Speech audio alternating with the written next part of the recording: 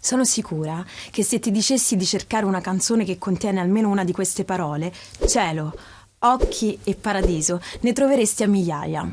Eh sì, perché le canzoni normalmente parlano d'amore e l'essere umano da sempre associa all'amore queste tre parole. Dante, amico mio, fa di più.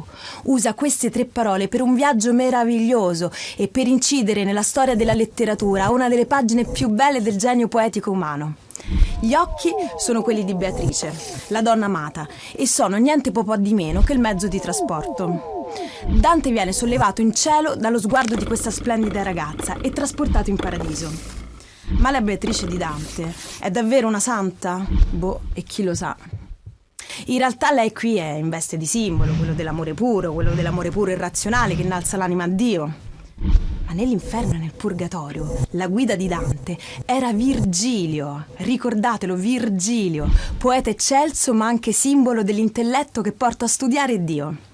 I due però, giunti alle porte del paradiso terrestre, devono salutarsi.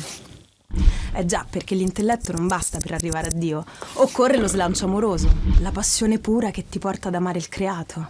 E il simbolo di quest'amore così intenso, puro e costruttivo è appunto chi? Beatrice! E ora tocca a lei ad accompagnare Dante per i 9 cieli del paradiso.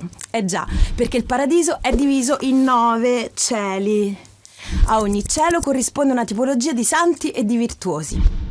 I primi 7 cieli prendono il nome di 7 corpi celesti del sistema solare: Luna, Mercurio, Venere, Sole, Marte, Giove e Saturno.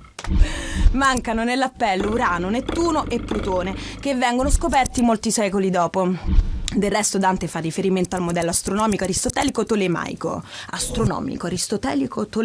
Senti qui, quello che mette la Terra al centro dell'universo. Gli ultimi 2 cieli sono le stelle fisse e il primo mobile. Si chiama così perché è il primo cielo a muoversi, il primo mobile.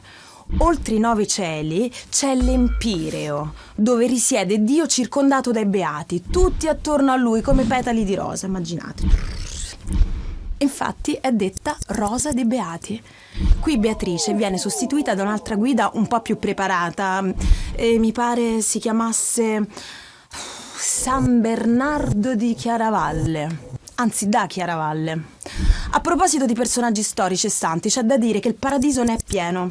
Questo ti fa capire che Dante era una specie di enciclopedia vivente. Hai capito fin dove può spingerci la poesia unita all'amore?